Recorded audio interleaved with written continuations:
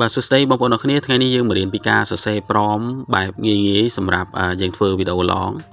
អញ្ចឹងសម្រាប់អ្នកគ្នាធ្វើវីដេអូឡងតើយើងគួរប្រើ AI មួយណាសម្រាប់ generate ហើយយើងសរសេរប្រមបែបណាបាទអញ្ចឹងដូចជាវីដេអូនេះ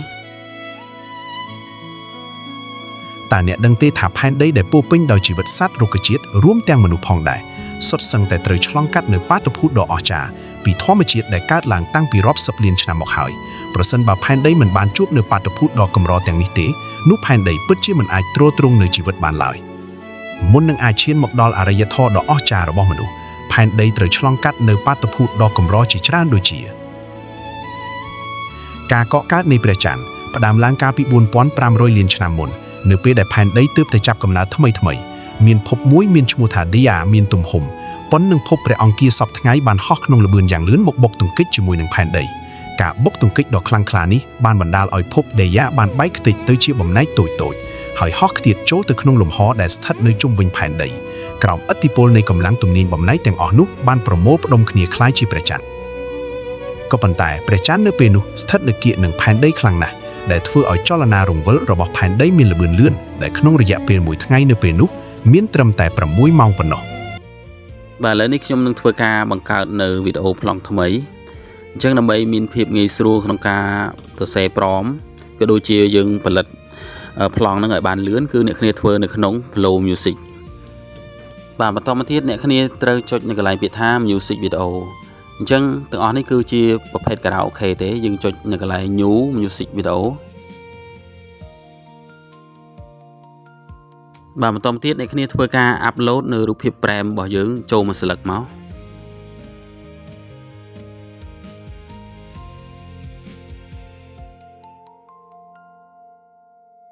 បាទបន្ទាប់ពីធ្វើការ upload រូបភាពហើយមកដល់កន្លែងសរសេរប្រមនេះគឺអ្នកគ្នាត្រូវសរសេរប្រមជាអក្សរខ្មែរមកដើម្បីកុំឲ្យវាស្មុគស្មាញអញ្ចឹងយើងសរសេរជាខ្មែររៀបរាប់ទៅតាមអ្វីដែលយើងចង់ធ្វើមកបាទ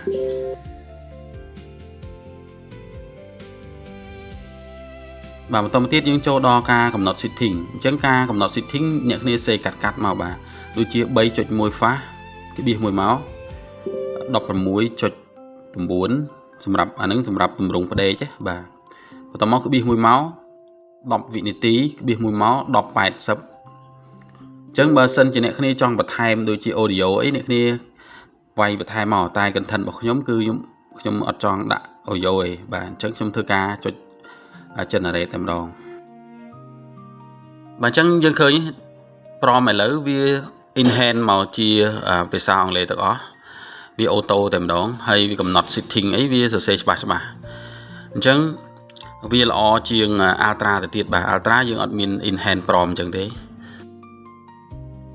បាទនៅពេលនេះយើងបានធ្វើការ generate ចេញជាវីដេអូហើយអញ្ចឹងអ្នកគ្នាអាចធ្វើការ download វាយកទៅប្រើប្រាស់បាន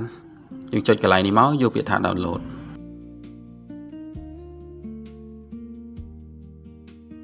បាទឥឡូវយើងចូលទៅកាន់ CapCut របស់យើងដើម្បីធ្វើការ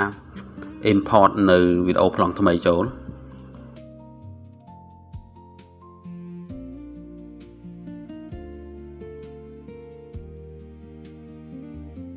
ថ្មីមានភពមួយមានឈ្មោះថា Dia មានទំហំប៉ុននឹងភពព្រះអង្គាសពថ្ងៃបានហោះក្នុងល្បឿនយ៉ាងលឿនមកបុកទង្គិចជាមួយនឹងផែនដី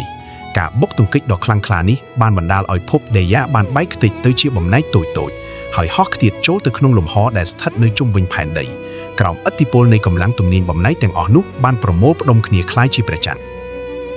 ក៏ប៉ុន្តែព្រះច័ន្ទនៅពេលនោះស្ថិតនៅគៀកនឹងផែនដីខ្លាំងណាស់ដែលធ្វើឲ្យចលនារង្វិលរបស់ផែនដីមានល្បឿនលឿនដែលក្នុងរយៈពេល1ថ្ងៃនៅពេលនោះមានត្រឹមតែ6ម៉ោងប៉ុណ្ណោះ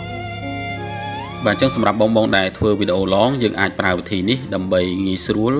និងធ្វើប្លង់បានឆាប់រហ័សបាទ